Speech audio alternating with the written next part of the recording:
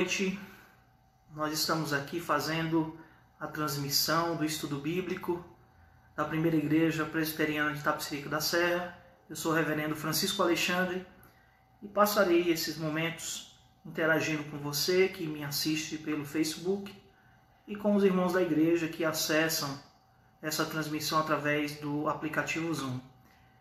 Na quinta-feira da semana passada, nós iniciamos o estudo do capítulo 8 de Atos dos Apóstolos e nós vamos concluir esse estudo hoje.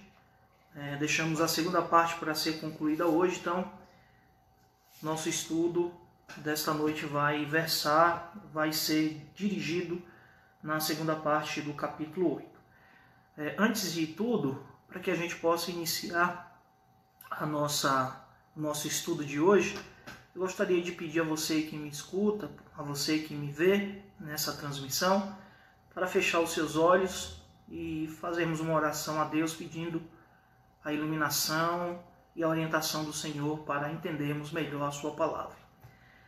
Pai querido, nós glorificamos o Teu nome, porque o Senhor não tem nos deixado desassistido nesses dias, mas tem nos dado, Deus, condições de poder estudar a Tua palavra, de poder aprender, ó Deus, com a Tua palavra, e fazer isso, ó Deus, utilizando esses instrumentos, essas ferramentas que o Senhor nos deu, para que através delas o ensino da Tua palavra possa chegar até os irmãos e o Teu nome ser glorificado. Nossa intenção nesta noite é falar de maneira clara a Tua palavra, de maneira que os irmãos possam ouvir, aprender e serem edificados com os ensinos da Sagrada Escritura. Nós nos curvamos diante do Senhor, mesmo sabendo, ó Pai, que temos limitações, mesmo sabendo, ó Deus, que somos imperfeitos, mas nós nos curvamos diante do Senhor, pedindo a Tua ajuda, pedindo a Tua direção, pedindo a iluminação do Teu Espírito e a Tua sabedoria, para que possamos, ó Deus, ser usados por Ti como instrumentos nesta noite, para a edificação do Teu povo que assiste a essa transmissão. Abençoa-nos em tudo, aos irmãos desta igreja, ó Pai, que tem se reunido, que não tem conseguido se reunir no templo, mas que tem usado dos meios disponíveis à disposição para manter e cultivar a sua santidade.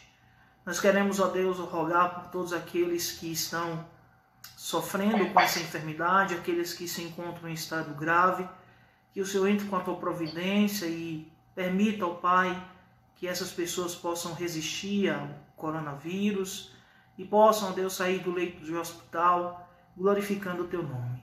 Nós queremos também aproveitar para orar pela vida da irmã Susana, lá de Emaús, que o Senhor tenha misericórdia da vida dela, o Senhor sabe das suas necessidades, o Senhor sabe da sua situação, tem conhecimento, nessa situação não foge ao conhecimento do Senhor, pelo contrário, o Senhor tem o domínio completo de tudo, e é por isso, ó Deus, que nós colocamos a nossa oração, o nosso coração, as nossas intenções em favor desta irmã, pedindo a Tua misericórdia sobre a vida dela, pedindo a Deus que o Senhor a restabeleça, e que ela possa voltar, ó Deus, para o Seu lar. Nos ajuda em tudo, Pai. Cuida de nós como o Senhor tem feito. Cuida do nosso país, que necessita da Tua direção, que necessita, ó Deus, da Tua palavra. É a oração que fazemos em nome de Cristo Jesus. Amém. Meus queridos irmãos, como eu já havia falado no início, nós vamos continuar o estudo do capítulo 8 de Atos dos Apóstolos. Eu gostaria de fazer a leitura da primeira parte que já foi exposta, do versículo 1 ao versículo de número 13, e depois fazer a leitura do 14 ao 25. Quero fazer essa leitura dessa maneira, para que a gente possa avançar, e aí na medida em que nós concluirmos essa sessão que vai do 14 ao 25, nós possamos passar para a sessão que trata sobre Filipe e Eunuco, que vai do 26 ao 40. Tá? Então eu vou fazer a leitura do versículo 1 ao 13.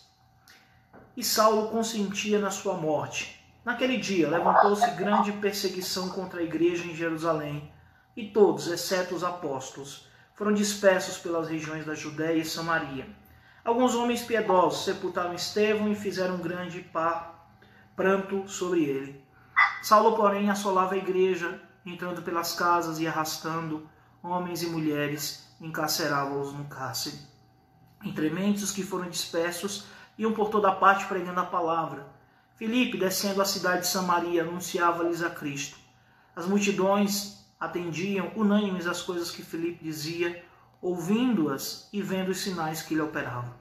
Pois os espíritos imundos de muitos possessos saíam gritando em alta voz, e muitos paralíticos e coxos foram curados. Houve grande alegria naquela cidade. Ora, havia certo homem chamado Simão, que ali praticava mágica, iludindo o povo de Samaria, insinuando ser ele grande vulto, ao qual todos davam ouvidos, do menor ao maior, dizendo: este homem é o poder de Deus, chamado o grande poder. Aderiam a ele porque havia muito os iludira com mágicas. Quando, porém, deram crédito a Filipe, que os evangelizava a respeito do reino de Deus e do nome de Jesus Cristo, iam sendo batizados, assim homens como mulheres. O próprio Simão abraçou a fé e, tendo sido batizado, acompanhava a Filipe de perto, observando, extasiado, os sinais e grandes milagres praticados. Agora nós vamos entrar na porção que vai do 14 ao 25. Ouvindo os apóstolos que estavam em Jerusalém, que Samaria recebera a palavra de Deus, enviaram-lhe Pedro e João, os quais, descendo para lá, oravam por eles para que recebessem o Espírito Santo, porquanto não havia ainda descido sobre nenhum deles, mas somente havia sido batizado em nome do Senhor Jesus. Então lhes impunham as mãos e recebiam estes o Espírito. Vendo, porém, Simão que pelo fato de impor os apóstolos as mãos era concedido o Espírito Santo, ofereceu-lhes dinheiro, propondo: concedei-me também a mim este poder, para que aquele sobre quem eu impuser as mãos receba o Espírito Santo. Pedro, porém, lhe respondeu: o teu dinheiro seja contigo para a perdição, pois julgaste adquirir por meio dele o dom de Deus. Não tens parte nem sorte nesse ministério, porque o teu coração não é reto diante de Deus. Arrepende-te, pois, da tua maldade e roga ao Senhor. Talvez seja perdoado o intento do coração. Pois vejo que estais em fel de amargura e laços de iniquidade. Respondendo, porém, Simão lhes pediu: rogai vós por mim ao Senhor, para que nada do que disseste sobrevenha a mim. Eles, porém, havendo testificado e falado a palavra do Senhor, voltaram para Jerusalém e evangelizavam muitas aldeias dos samaritanos.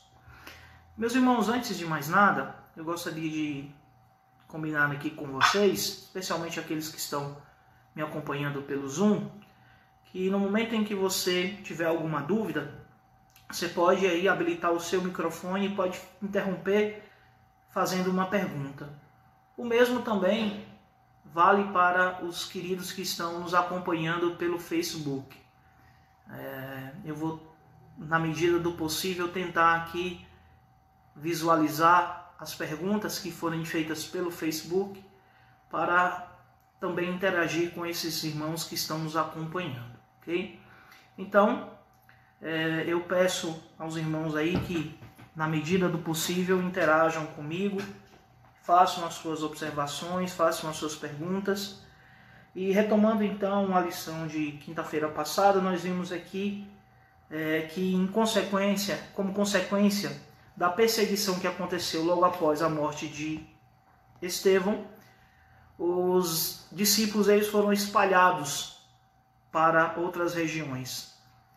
Eu lembro aos irmãos que participaram daquela transmissão, que acompanharam o estudo conosco, e aqueles que nos ouviram e assistiram pelo Facebook, que a intenção original de Jesus era que o Evangelho fosse pregado começando de Jerusalém até os confins da terra. E há uma progressão, o capítulo 1, verso 8 nos mostra isso. Eles deveriam testemunhar de Jesus em Jerusalém, Judeia, Samaria, até os confins da terra. Mas os 7 primeiros capítulos de Atos nos mostram que a igreja ela não cumpriu, num primeiro momento, essa ordenança de Jesus. Eles eram muito bem sucedidos na pregação do Evangelho ali na região da Judeia, mas eles ficaram circunscritos àquela região, especialmente a Jerusalém. A igreja crescia, Deus abençoava grandemente a igreja, ao ponto de, em um dado momento, Lucas dizer que já haviam quase 6.000 pessoas fazendo parte da igreja de Jerusalém. Inclusive, alguns sacerdotes haviam abraçado a fé cristã. Então a igreja crescia num ritmo acelerado, as conversões aconteciam, havia temor no coração dos irmãos, as pessoas se sensibilizavam com a causa cristã, sentiam empatia pelos cristãos e acabavam ouvindo a sua mensagem. A igreja então cresce, e com o crescimento da igreja aparece o primeiro problema interno, a primeira dificuldade, que resulta na escolha dos primeiros diáconos, que foram escolhidos justamente para cuidar de um problema que estava acontecendo com a distribuição das ofertas às viúvas. As ofertas vinham à igreja, eram dadas à igreja, mas na hora de fazer a distribuição dessas ofertas entre as viúvas que eram dos judeus, que não haviam nascido em Jerusalém, eram chamados judeus helenistas ou cristãos helenistas, essas viúvas elas eram colocadas de lado e somente as viúvas dos judeus de Jerusalém, os naturais de Jerusalém, que recebiam essas ofertas. Então a igreja teve que tomar ali a primeira decisão de organização. Pedro, então, ele diz que ele e os demais não vão se envolver com essa questão, porque o trabalho deles era pregar o evangelho e se dedicar a isso através da oração, né? E que a igreja tomasse a frente no sentido de escolher 7 homens que fossem cheios do Espírito Santo, de sabedoria e de bom testemunho, para que conduzissem essa obra. E ali surge um grupo na igreja que é formado, até onde se pode perceber, até onde as pesquisas têm apontado, os estudos têm apontado, que eram judeus cristãos, mas que nasceram em outras regiões que não eram a de Jerusalém, ou seja, eram judeus cristãos helenistas, como nós vamos ver mais depois a figura de Saulo, que nasceu na cidade de Tarso. Então eram judeus cristãos, mas que haviam nascido fora de Jerusalém e haviam sido moldados, ensinados, instruídos dentro da cultura grega. E nós sabemos isso porque os nomes de todos eles são nomes gregos.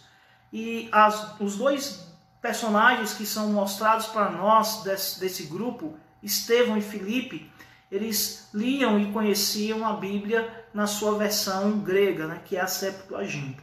Então, Estevão, ele é o primeiro a ser apresentado desse grupo. Ele vai iniciar um ministério de pregação ali em Jerusalém, voltado para os judeus gregos que estavam vivendo ali, os judeus helenistas que viviam ali em Jerusalém e que tinham as suas próprias sinagogas. Ele vai discutir com alguns desses judeus helenistas acerca das Escrituras e, como consequência, ele é preso, entregue às autoridades e é apedrejado até a morte. Isso não parou por aí. A morte de Estevão foi apenas o estopim. O texto diz que uma perseguição grande se levantou contra a igreja e os discípulos foram espalhados para fora de Jerusalém, foram expulsos de Jerusalém. E o texto diz que eles saíram pregando o evangelho e ele se concentra então na pregação de um desses discípulos que foi espalhado, Filipe. Filipe chega em Samaria, uma região que já é bastante conhecida nossa. Se você já teve se você já fez a leitura do Evangelho de João, você vai conhecer a famosa passagem que está lá no capítulo 4, de um diálogo, que narra o diálogo entre Jesus e uma mulher samaritana. Você certamente já deve ter ouvido a história do bom samaritano, né? Que é justamente uma parábola contada por Jesus e que tem como um dos principais personagens o samaritano, que era uma raça mista, que surgiu ali do grupo de cristãos, ou melhor, desculpe, que surgiu do grupo de judeus que ficou, né, em Jerusalém, ou que fugiu de Jerusalém e não foi para o cativeiro da Babilônia, com o resto de povo que existia ou que foi enviado para aquela região. Era, portanto, uma raça mista. e eles tinham as suas peculiaridades. Além da mistura racial, eles tinham o seu próprio centro de adoração no Monte Gerizim. Eles ali adoravam, né, faziam a sua adoração, e eles tinham a sua própria versão da Bíblia, que consistia nos 5 primeiros livros, é o chamado Pentateuco Samaritano. Eles tinham então esses 5 livros e não conheciam ou não consideravam como inspirados os demais livros que compunham as escrituras do Antigo Testamento. Os livros de Josué, os livros de Juízes, Samuel, Crônicas, os profetas, enfim. Então eles tinham apenas uma parte da revelação. E é nesse contexto então que aparece Filipe pregando o evangelho em Samaria.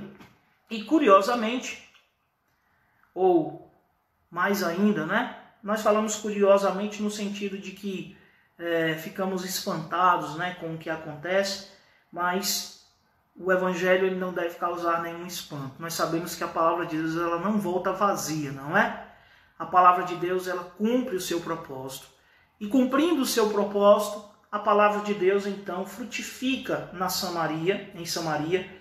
E o texto nos fala do versículo 4 ao versículo 8 que vários samaritanos abraçam a fé. Vários samaritanos reconhecem Jesus como seu salvador pessoal e se convertem ao evangelho de Jesus Cristo.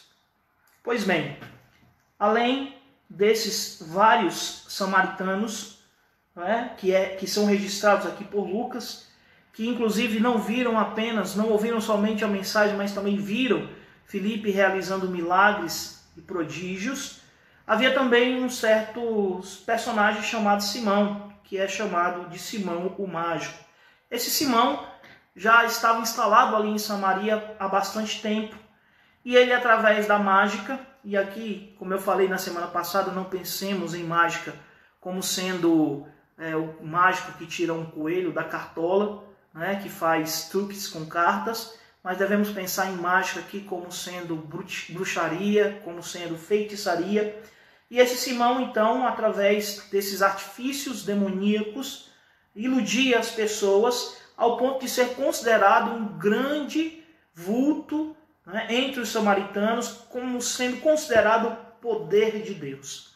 E esse Simão, observando a pregação de Filipe, ele percebe que as pessoas estão gradativamente abandonando ou deixando de segui-lo, de seguir a Simão, e passam a seguir a Filipe. E ele então se volta, ele usa também de uma estratégia, né? Eu comentei aqui, fiz um comentário na quinta-feira passada, um comentário do Simon Kistemacher, que comenta essa passagem. Ele diz que o Simão ele percebeu ali uma maneira de manter os seus antigos, né, telespectadores, os seus antigos ouvintes. Né? De que maneira? Eu vou também me associar ao cristianismo. E ele então começa a acompanhar Filipe de perto. E Filipe está ali realizando seu ministério, batizando homens e mulheres, e o próprio Simão também participa desse trabalho, né, e se envolve com esse trabalho, e ele fica extasiado diante dos milagres que são realizados por Filipe. Mas aí, meus queridos irmãos, tudo passaria despercebido se Lucas não nos dissesse que quando a notícia da conversão dos samaritanos chegou em Jerusalém, uma atitude foi tomada pela igreja que ali se reunia.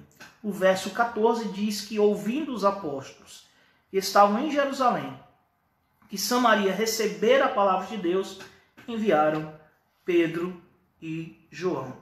Então, nessa nova sessão que se inicia no verso 14, Lucas nos diz que um conselho foi tomado lá em Jerusalém. E o conselho foi o de enviar Pedro e João, figuras proeminentes da igreja naquele momento, para acompanhar de perto o desenvolvimento do trabalho de pregação ali em Samaria. Né? E algumas questões importantes elas precisam ser levantadas. Tá? Eu anotei algumas delas aqui. E quais são essas perguntas? A primeira delas é por que os apóstolos foram para Samaria? Por que eles foram enviados até Samaria? Por que somente o ministério de Filipe não foi suficiente? Eles precisaram ir para Samaria. Você vai observar mais à frente, no verso de número 16, que Lucas nos fala, no verso 15 e 16, que os samaritanos ainda não haviam recebido o Espírito Santo. E os apóstolos, então, Pedro e João, quando ali chegaram, começaram a orar para que os samaritanos recebessem o Espírito Santo. E a pergunta seguinte que nós fazemos é: havia algum problema com a pregação de Filipe? Por que ele não recebeu o Espírito Santo? Por que os samaritanos não recebiam o Espírito Santo? Por que parecia que o ministério de Filipe, né, não era completo? Então, essas questões elas são importantes e precisam ser levadas em consideração por nós. Lucas ele vai nos responder a todas elas. E a primeira resposta que nós vimos aqui no texto, observamos aqui com a leitura e o comentário que fazemos dessa passagem, é que a atitude de Pedro e João e da igreja em Jerusalém de mandá-los é uma atitude de prudência, é uma atitude correta. Primeiro porque, como já falamos, os samaritanos eles eram considerados uma raça mista. Eles eram considerados indignos da salvação. Isso não pelos cristãos, mas pelos religiosos judeus. Então havia essa ideia prevalecendo entre os judeus que moravam em Jerusalém. Tanto é que a conversa de Jesus com a mulher samaritana, ela mostra essa animosidade que havia entre os judeus e os samaritanos. E Jesus ele vai quebrar essa barreira, pregando para a mulher samaritana e depois para os samaritanos que vão ouvir a sua mensagem. Mas eu quero observar aqui, com base no texto de Lucas, então, que a igreja foi muito prudente naquele momento. E por que eles foram enviados? Ora, eles eram os representantes da igreja. Eles eram oficiais da igreja naquele sentido, né? Naquele momento. Eles eram representantes oficiais da igreja em Jerusalém. E eles foram não apenas para... E é isso que a gente precisa entender. A visita, a ida de Pedro e João para Samaria não deve ser entendida da nossa parte como sendo uma investigação.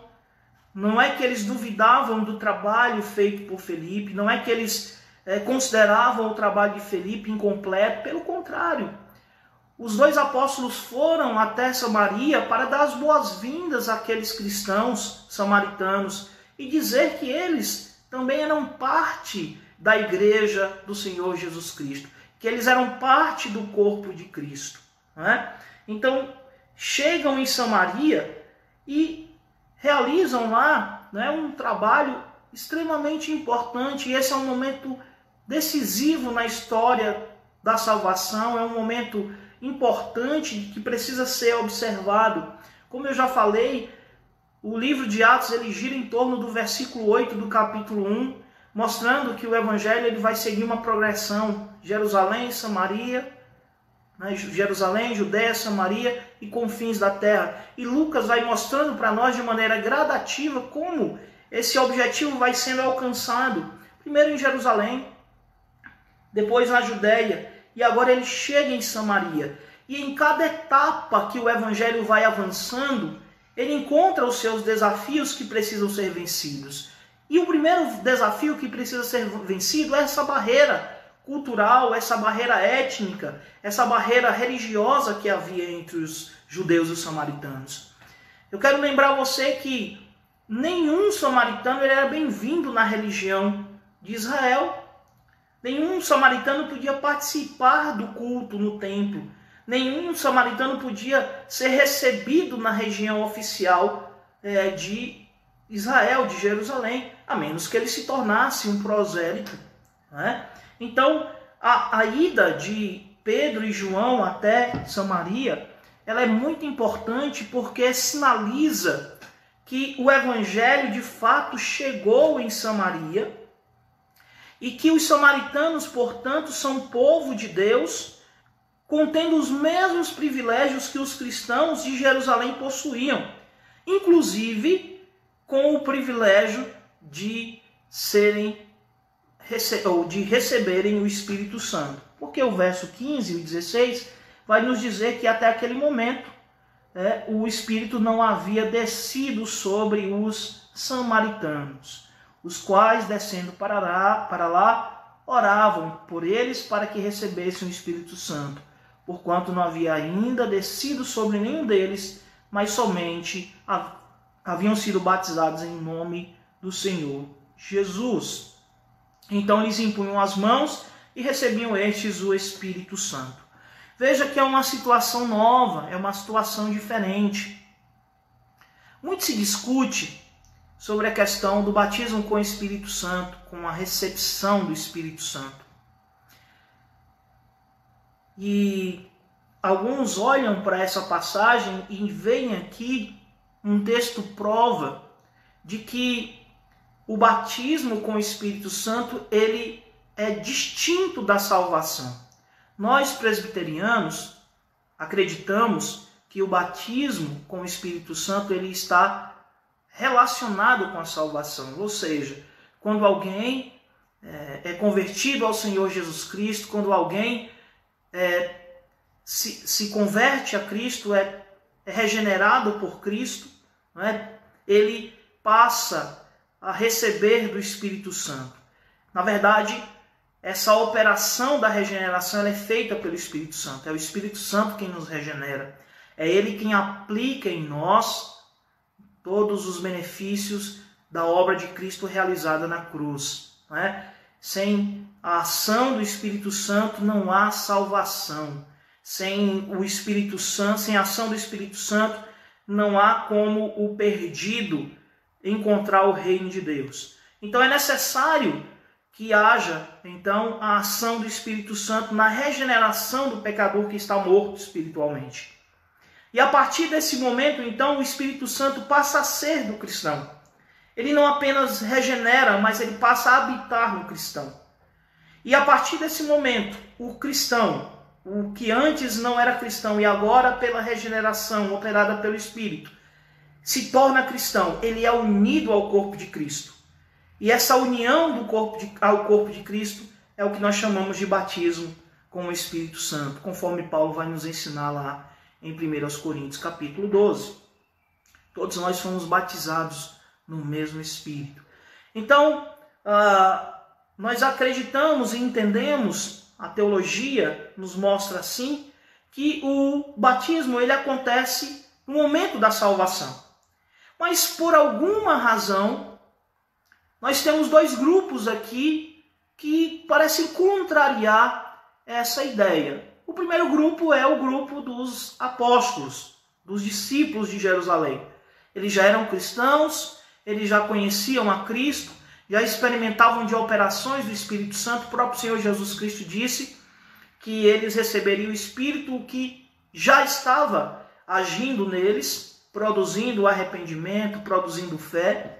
Mas eles receberiam ainda o Espírito Santo, ou o Espírito Santo passaria a habitar sobre eles, e eles seriam também batizados com o Espírito, recebendo o poder do Espírito para exercer os seus ministérios, para pregar o Evangelho. Então esse é o primeiro grupo. Mas aí, meus queridos, eu digo sempre para quem me pergunta que esse é um momento diferente, ele é um momento atípico, é uma circunstância nova, lembremos, por exemplo, de João Batista. João Batista ele estava ao mesmo tempo com um pé no Antigo Testamento e um pé no Novo Testamento. Ele era o último profeta da antiga dispensação e ele é o primeiro profeta da nova dispensação. Ele estava aí vivendo esse ato. O mesmo acontece com os apóstolos, O Espírito Santo ele desce no dia de Pentecostes e o próprio João vai escrever no seu livro que o Espírito Santo ele desceria somente quando Cristo fosse glorificado. Então, A descida do Espírito marca a glorificação de Jesus. Então o Espírito Santo não poderia vir antes, ele só poderia vir no dia de Pentecostes. Então os apóstolos são um grupo em comum, e o mesmo parece acontecer com Samaria. Esse é o objetivo de Lucas aqui no texto, nos mostrar que há uma circunstância diferente e que nós precisamos entender isso. E por que essa situação é diferente? Porque os samaritanos estão envolvidos. E os samaritanos, eles não são judeus naturais. Eles são considerados como uma sub-raça, como uma subclasse. Não é? E Pedro e João vão até eles, pregam, ou melhor, Filipe vai até eles, prega o evangelho, ofereceu-lhes dinheiro. A descida do Espírito, ela foi acompanhada de algum sinal, de alguma manifestação visível. Se nós lembrarmos do dia de Pentecostes, nós vamos lembrar que línguas como de fogo foram faladas pelos apóstolos e discípulos. De alguma maneira, né, então, algum fenômeno aconteceu aqui. Lucas, ele é sucinto no seu relato, mas alguma coisa deve ter acontecido aqui, porque Simão, ele percebeu que no momento em que as pessoas, em que os apóstolos oravam pelas pessoas, o Espírito descia sobre elas. E ele então oferece dinheiro para os apóstolos, para Pedro e João. E antes que você critique a atitude de Simão, eu quero deixar claro que ela é reprovável, sim, mas nós precisamos entender o gesto de Simão à luz das religiões daquele tempo. Naqueles dias era muito comum se comprar ofícios religiosos. Era muito comum se comprar títulos. E Simão, então, ele raciocinou com base naquilo que ele conhecia, naquilo que ele estava acostumado. Então ele oferece dinheiro aos apóstolos, né? E ele diz: concedei-me também a mim este poder, para que aquele sobre quem eu impuser as mãos receba o Espírito Santo. Então a ideia dele era se tornar um dos líderes da igreja daquele tempo, né? Da igreja em Samaria. Ele desejava de alguma maneira lucrar, se beneficiar com a igreja de Samaria. Ele percebeu que o espaço dele estava reduzido, que agora com a pregação de Filipe, as pessoas certamente não dariam mais crédito à sua mensagem, e eles então passam então ele pensa em uma saída, numa forma de ganhar ou de se beneficiar daquela nova realidade. Ele então tenta, primeiramente, se aproximar de Filipe, e agora, quando ele vê a concessão do Espírito acontecendo, ele então diz: olha, eu ofereço a vocês a quantia que vocês pedirem, para que eu também tenha esse poder. No entanto, meus irmãos, Pedro ele vai reagir de maneira veemente a essa proposta de Simão. O verso 20 diz: Simão, ou Pedro, melhor dizendo, lhe respondeu: o teu dinheiro seja contigo para a perdição, pois julgaste adquirir por meio dele o dom de Deus. Não tens parte nem sorte neste ministério, porque o teu coração não é reto diante de Deus. Simão então responde a Simão, Pedro responde a Simão de maneira veemente, dizendo que o seu coração não é reto diante de Deus, que por isso ele não pode se tornar um líder da igreja, que por isso ele não pode se tornar um pregador do evangelho. Eu vou pedir uma licencinha aos meus queridos que me acompanham pelo Facebook, porque o aplicativo Zoom ele tem uma limitação de tempo e acabou de expirar o tempo que nós passamos lá no Zoom, e eu vou reconectar com os irmãos da igreja para que eu possa fazer essa transmissão chegar até eles.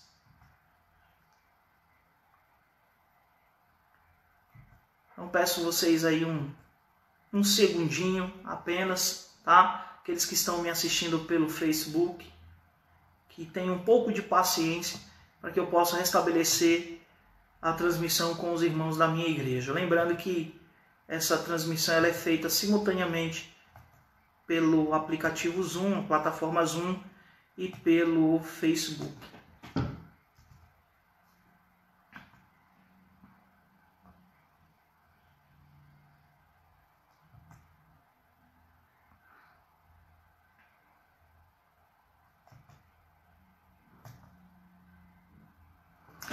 Pois bem, então retomando aqui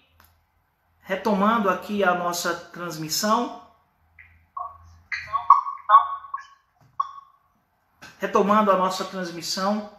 Eu quero então falar, então, das palavras de Pedro. Pedro, então, ele é duro, veemente com Simão e ele diz: olha, você não tem um coração reto diante de Deus e por isso você não pode se tornar líder da igreja. Você não pode se tornar um pregador do evangelho, tá? Pelo contrário, arrepende-te, pois, da tua maldade e roga ao Senhor, talvez te seja perdoado o intento do teu coração. Pois vejo que estás em fel de amargura e laço de iniquidade. E duas coisas que a gente precisa entender aqui em relação à figura de Simão. Uma questão importante que a gente precisa levar em consideração sobre ele é a maneira como ele é descrito. Lucas vai dizer no verso 13 que Simão abraçou a fé. E aqui Pedro ele chega no foco da questão. Os motivos de Simão eram financeiros, mercadológicos.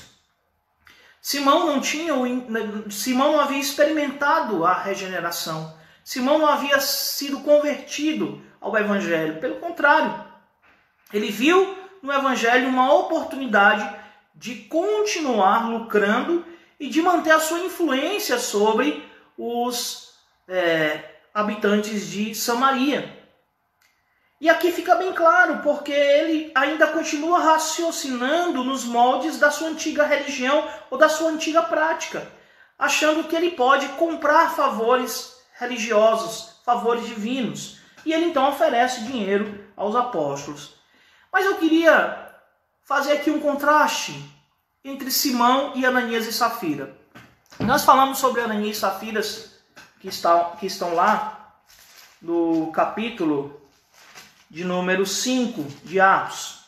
Ananias e Safira eram dois cristãos, e naquele momento em que a igreja, movida pelo amor divino, movida pela compaixão, o texto diz que os irmãos vendiam as suas propriedades, aqueles que tinham alguma propriedade inativa, que não era utilizada, vendiam essas propriedades e depositavam as ofertas para serem administradas pelos apóstolos. E o texto nos fala de Barnabé, que fez isso, e o texto também fala de Ananias e Safira.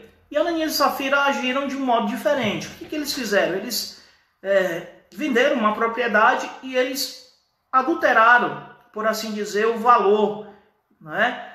Me parece, ou alguns comentaristas concluem, que eles não foram honestos, não foram verdadeiros com relação ao valor que foi vendido.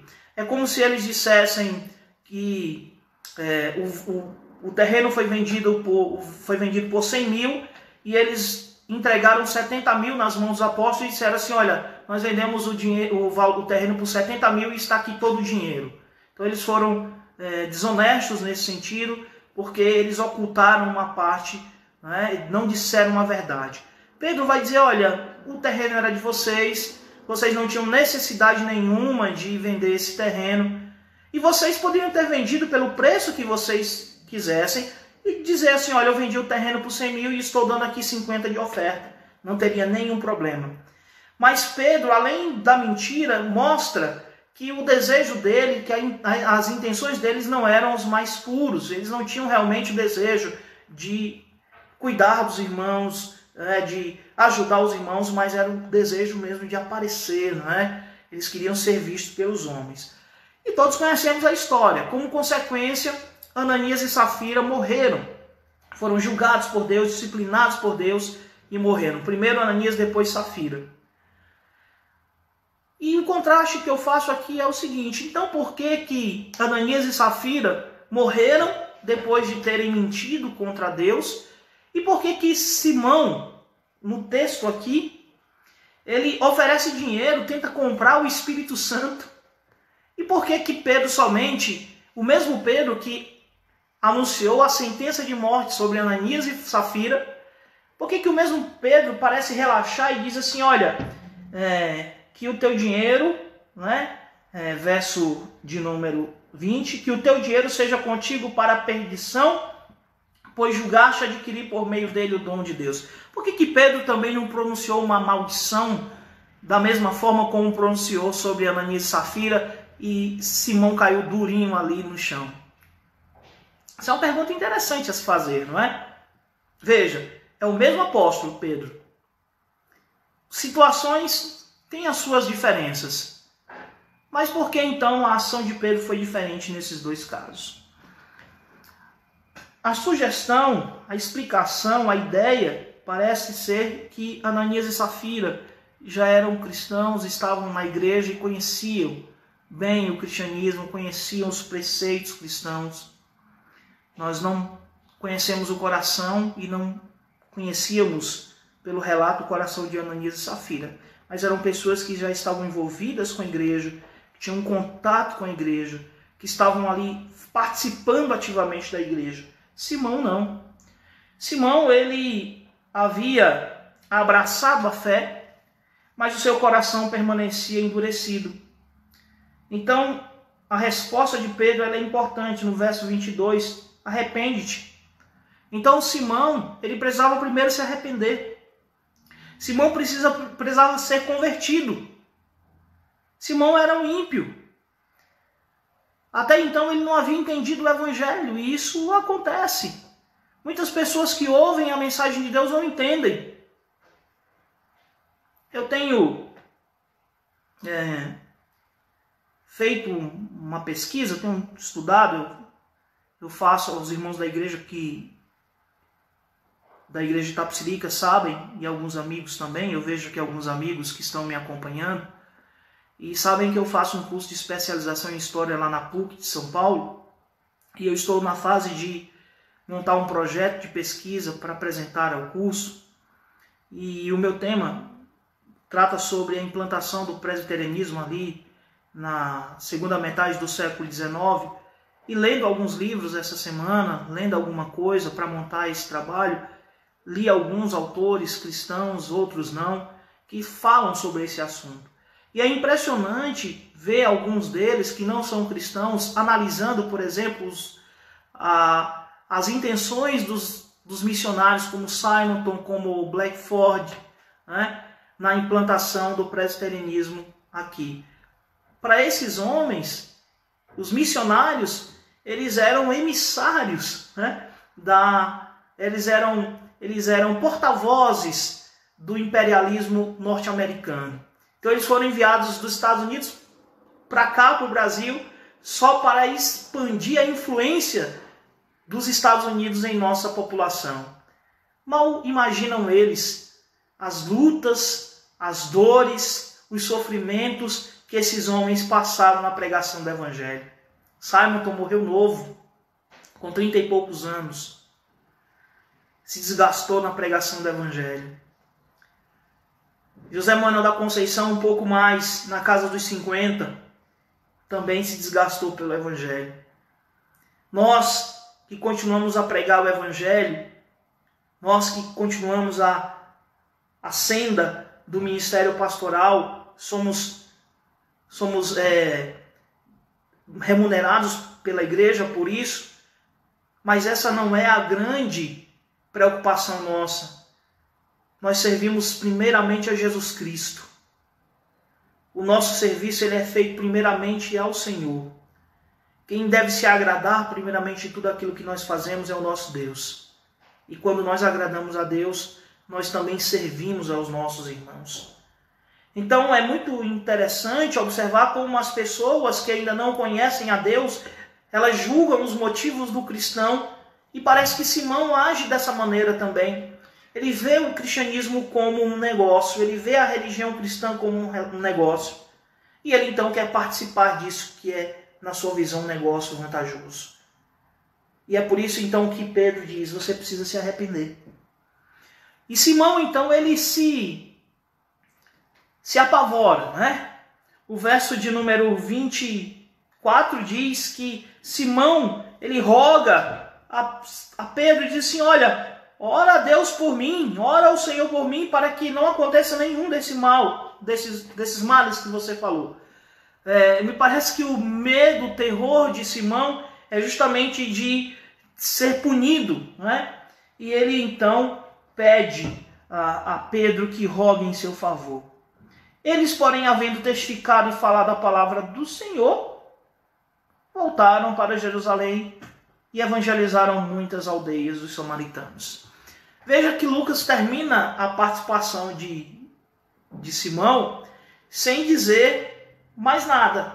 Ele não diz se Pedro orou, ele não diz se Simão se arrependeu. Ele conclui o episódio dizendo que os apóstolos voltaram e continuaram o trabalho de Filipe pregando em outras cidades da Samaria. E é interessante porque até mesmo um comentarista do calibre de Calvino concluiu com base no verso 24 que Simão havia se arrependido, que a evidência do arrependimento de Simão é justamente o pedido de oração. Ele pede a Pedro que ore a Deus para que essa maldição seja cancelada e que Simão se tornou um cristão genuíno. Bem, o texto não fala nada disso, certo? Ele simplesmente silencia. Se Simão realmente se converteu, nós só vamos saber lá na glória. Se Simão se arrependeu de verdade, se tornou um verdadeiro cristão, nós só vamos saber quando estivermos lá, não é? Mas o texto, ele é silente quanto a isso, ele não nos dá mais informações a esse respeito, ele não fala mais absolutamente nada. Pelo contrário, ele encerra dizendo que Pedro e João voltaram para Jerusalém e voltaram continuando o trabalho de Filipe em Samaria. O interessante, irmãos, é que o trabalho de Filipe se encerra em Samaria com a chegada dos apóstolos. Filipe ele não fica ali, ele é um evangelista itinerante.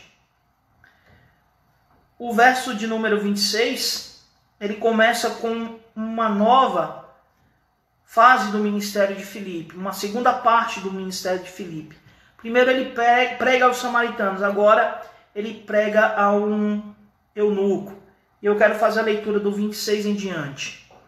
Um anjo do Senhor falou a Filipe, dizendo, dispõe-te e vai para o lado do sul, no caminho que desce de Jerusalém a Gaza. Esse se acha deserto. Ele se levantou e foi. Eis que um etíope, eunuco, alto oficial de Candace, rainha dos etíopes, o qual era superintendente de todo o seu tesouro, que viera adorar em Jerusalém, estava de volta e assentado no seu carro, vinha lendo o profeta Isaías. Então disse o Espírito a Filipe, aproxima-te desse carro e acompanha-o. Correndo Filipe ouviu ler o profeta Isaías e perguntou, compreendes o que vens lendo? Ele respondeu, como poderei entender se alguém não me explicar? E convidou Filipe a subir e a sentar-se junto a ele. Ora, a passagem da escritura que estava lendo era esta. Foi levado como ovelha ao matadouro e como um cordeiro mudo perante o seu tosquiador. Assim ele não abriu a boca. Na sua humilhação lhe negaram justiça. Quem lhe poderá descrever a geração? Porque da terra a sua vida é tirada. Então o eunuco disse a Filipe, peço-te que me expliques a quem se refere o profeta. Fala de si mesmo ou de algum outro? Então Filipe explicou, e começando por essa passagem da Escritura, anunciou-lhe a Jesus. Seguindo eles caminho fora, chegando a certo lugar onde havia água, disse o eunuco, eis aqui água, quem impede que seja eu batizado? Filipe respondeu, é lícito se crer de todo o coração. E respondendo ele disse, creio que Jesus Cristo é o Filho de Deus. Então andou para o carro. Ambos desceram à água e Filipe batizou o eunuco. Quando saíram da água, o Espírito do Senhor arrebatou a Filipe. não vendo mais o eunuco, e este foi seguindo seu caminho cheio de júbilo. Mas Filipe veio a achar-se em Azoto, e passando além, evangelizava todas as cidades, até chegar a Cesareia. Meus irmãos, aqui nós temos um novo episódio envolvendo Filipe. Filipe, ele era muito dinâmico e ele pregava para uma multidão, como aconteceu em Samaria, mas também era capaz de pregar para uma só pessoa. E isso é muito importante, muito relevante, porque mostra que para Deus não há diferença entre multidões e um indivíduo. Às vezes, nós nos encantamos tanto quando uma multidão de pessoas vem à fé em Cristo. Isso é maravilhoso e é de alegrar o nosso coração. Mas uma só pessoa também é motivo de nos alegrarmos. Então, se na pregação de Filipe em Samaria, multidões se converteram, isso deve nos trazer alegria, também a conversão do eunuco deve nos alegrar. E Filipe, então, vai pregar para esse homem. E esse eunuco, ele é uma figura muito interessante para observarmos. Mas antes vamos pensar um pouquinho nos versículos 25, 26 e 27. Filipe, ele estava ainda nas regiões de Samaria, e um anjo do Senhor lhe apareceu e disse: levanta-te ou dispõe-te e vai para o lado do sul, no caminho que desce de Jerusalém a Gaza. Esse se acha deserto. E ele se levantou e foi. Então o anjo fala a Filipe: olha, dispõe-te, porque você tem uma nova missão. E o anjo então dirige e dá as coordenadas, as indicações corretas a Filipe. Haviam pelo menos 2 estradas que passavam nessa região. E os comentaristas falam que esse caminho indicado pelo anjo, né, que vai pelo deserto, que vai de Jerusalém a Gaza pelo deserto, é um caminho que ladeia ali a região que passa próximo ao Egito. Então Filipe foi a esse caminho. Ele foi em obediência à palavra do anjo. E enquanto ele caminhava nesse caminho, ia nesse trajeto, ele avista de longe uma carruagem distinta. Porque, como nós vamos ver aqui no texto, ele era uma carruagem pertencente a um alto oficial. A um alto oficial de Candace. Muita gente, quando lê aqui e vê esse nome Candace, acha que Candace é um nome feminino, não é? Que era o nome da rainha etíope. Mas na verdade Candace é um título, como faraó. E era o título concedido à rainha mãe. Então esse etíope, né, alguém que vivia ali na região, que nasceu na região da Etiópia, e um detalhe, ele era negro. Era um homem que nasceu ali na região da Etiópia. Ele era eunuco e alto oficial de Candace, responsável por superintender todo o seu tesouro. É uma espécie de ministro da fazenda, alguém muito importante no reino de Candace, ou desta rainha mãe. E ele era eunuco. Geralmente os eunucos eles eram castrados, não é? E ele então servia a essa rainha. E ele também era um devoto judeu, ou um devoto do judaísmo. Mas ele tinha alguns impedimentos. Eu queria que você lesse, se você puder aí, o livro do profeta Isaías, no seu capítulo 56, que fala das restrições sobre o eunuco, que teriam um dia um fim. 56, verso 3. Não fale o estrangeiro que se houver chegado ao Senhor, dizendo: o Senhor com efeito me separará do seu povo. Nem tampouco diga o eunuco: eis que eu sou uma árvore seca. Porque assim diz o Senhor aos eunucos que guardam os meus sábados, escolhem aquilo que me agrada e abraçam a minha aliança. Darei da minha casa e dentro dos meus muros um memorial e um nome melhor do que os filhos e filhas, um nome eterno darei a cada um deles, que que nunca se apagará. Os eunucos, eles tinham restrições. Eles não podiam se tornar judeus. Eles não podiam se tornar religiosos judeus. Não podiam participar de maneira ativa dos cultos realizados no templo.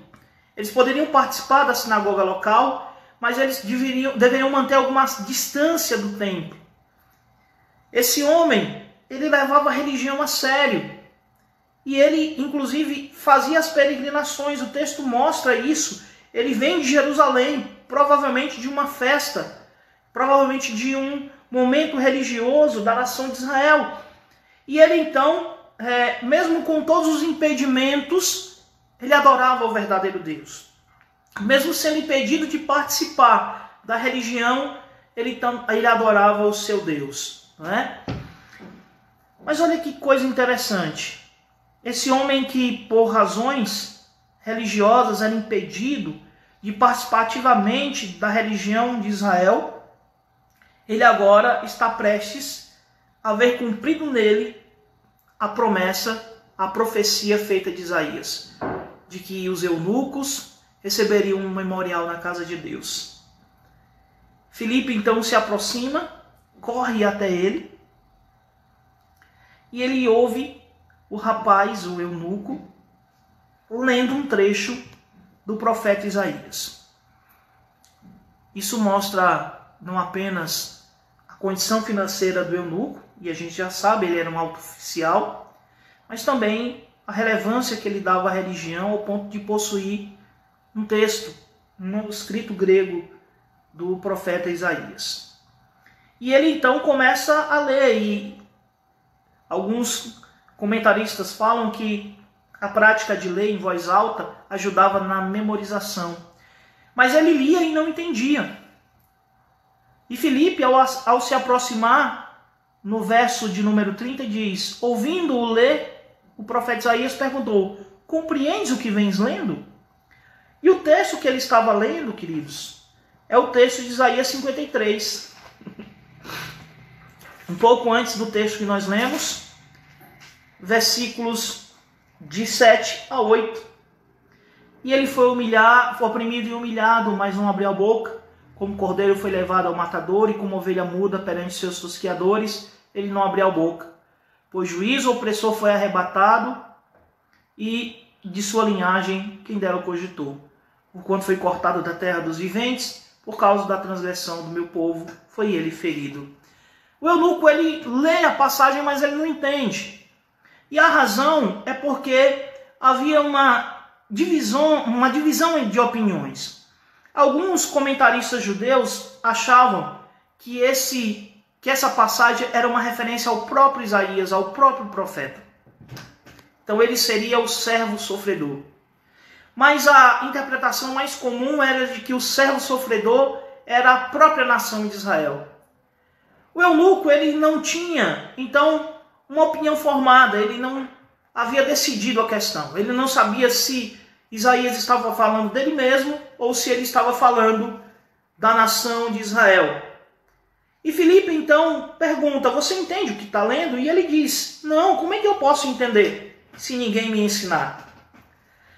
E o texto nos diz que Filipe, não é, foi convidado a sentar-se com ele na carruagem. E ele, se aproximando, percebeu qual era a passagem, que é justamente Isaías 53, do 7 ao 8. Então o eunuco disse a Filipe: me expliques, de quem o profeta está falando? A quem ele diz? Ele fala de si mesmo? Ou ele está falando de algum outro? E, meus irmãos, diz o texto no verso 35 que Filipe, começando dessa passagem, começou a anunciar a Jesus. Filipe, ele apresentou ao eunuco uma compreensão que nenhum judeu foi capaz de ter até aquele instante. Nenhum judeu que permaneceu no judaísmo. Ou seja, de que Isaías não falava de si, que Isaías não falava da sua nação, mas ele falava de Jesus, o verdadeiro e único servo sofredor. O texto, então, ele fala da paixão de Cristo, de todo o seu sofrimento vicário sofrido por mim, por você e por todos aqueles que alcançaram e vão alcançar a salvação.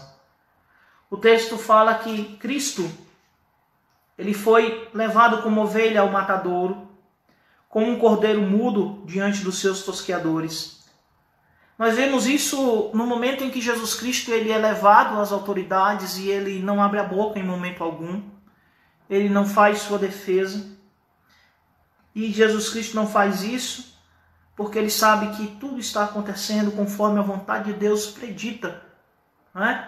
Nas Escrituras ou manifestada nas Escrituras. O verso 33 de Atos, que se refere ao verso 8 de Isaías 53, fala da humilhação que Jesus passa na cruz para a nossa salvação.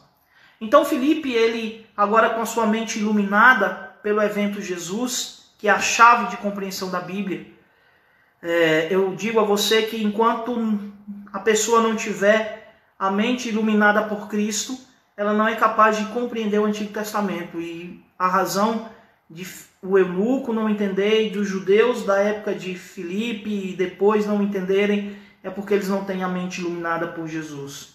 Eles não têm a Jesus como a chave de interpretação do Antigo Testamento. E ele então começa a anunciar para o eunuco, e o eunuco se convence de que Jesus é realmente o referido na passagem. E o verso de número 36 diz que eles continuaram a caminhar, a carruagem seguiu a sua jornada normal, e eles estavam então passando de frente de um rio.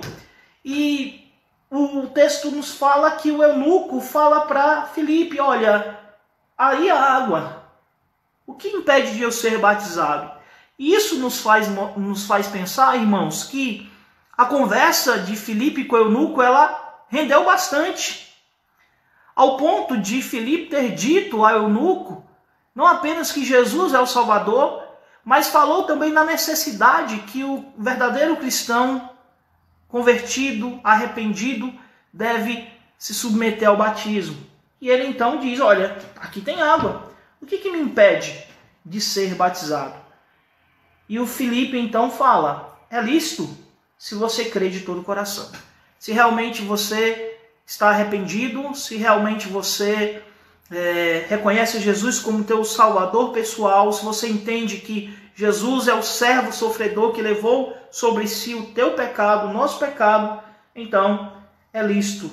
E eles então pararam e o eunuco foi batizado. Que coisa maravilhosa, não é, irmãos? Que coisa de encher o nosso coração de alegria, não é?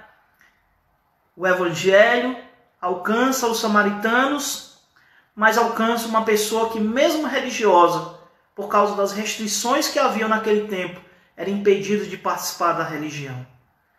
Ele tem ali o privilégio de ouvir a mensagem e ele é batizado, fazendo parte então da igreja visível de Cristo na terra. E eu quero chamar a sua atenção para o fato de que assim que o Filipe realizou o batismo do eunuco, verso 39, o Espírito Santo arrebatou Filipe, tirou Filipe dali, ele sumiu da presença do eunuco e foi se achar em outra região, na região das proximidades de Cesareia. Mas eu queria chamar a atenção de vocês para o verso 39. Quando saíram da água, o Espírito do Senhor arrebatou a Filipe, não vendo mais o eunuco, e este foi seguindo seu caminho cheio de júbilo. Uma das manifestações da verdadeira salvação é a alegria, é o júbilo. Todas as pessoas que experimentaram a salvação na Bíblia, nas Escrituras e hoje também, demonstram uma alegria no seu coração, demonstram júbilo. Você lembra de Zaqueu? Zaqueu, aquele que estava lá na árvore, querendo ver Jesus Cristo. Jesus Cristo foi até ele. Não é Zaqueu que vai a Jesus, é Jesus que vai até ele, né? Estou falando que tem uma música aí que inverte, né, a ordem. Então Jesus vai até Zaqueu e diz assim: olha, desce daí porque hoje convém que eu pouse em tua casa. Zaqueu então vai para sua casa com Jesus, ouve a mensagem e ele diz: olha, eu vou mudar minha vida a partir de agora, eu quero restituir a todos aqueles que eu defraudei. A lei diz que eu tenho que dar 1/5, eu vou dar 3 vezes mais. E o texto diz que Jesus se admira, né, da fé de Zaqueu, e diz que Zaqueu ele demonstra muita alegria pela salvação. O eunuco também.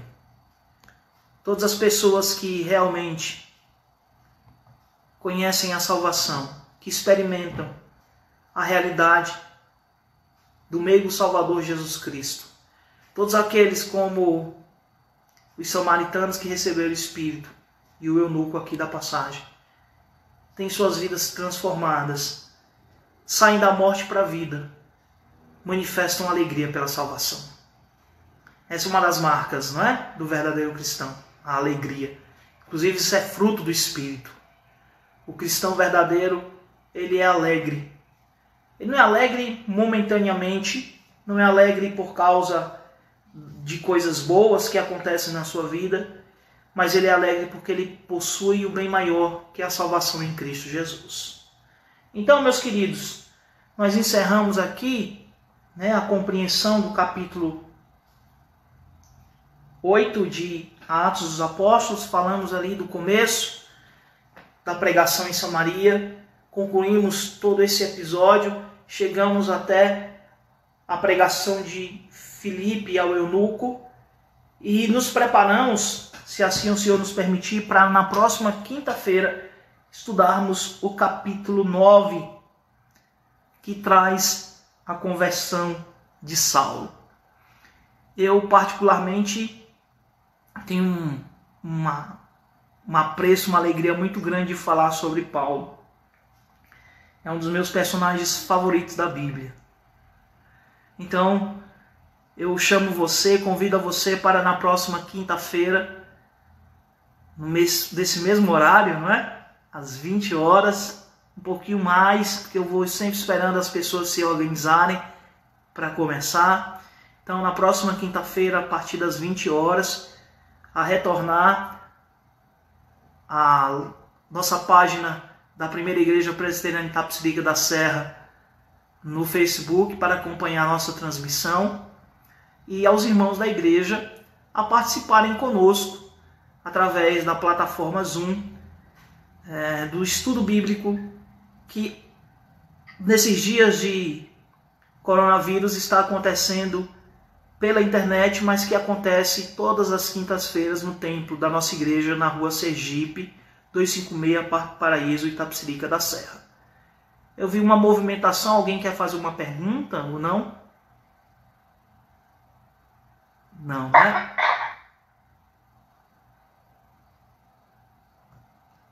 Perfeito. Meus queridos, nós iniciamos com uma oração e eu quero encerrar com uma oração também. Tá ok? Então feche os seus olhos e vamos orar ao nosso Deus, encerrando esse trabalho. Pai, nós damos graças ao Teu nome, louvamos o Teu nome, porque o Senhor nos dá oportunidades ricas de aprender a Tua palavra.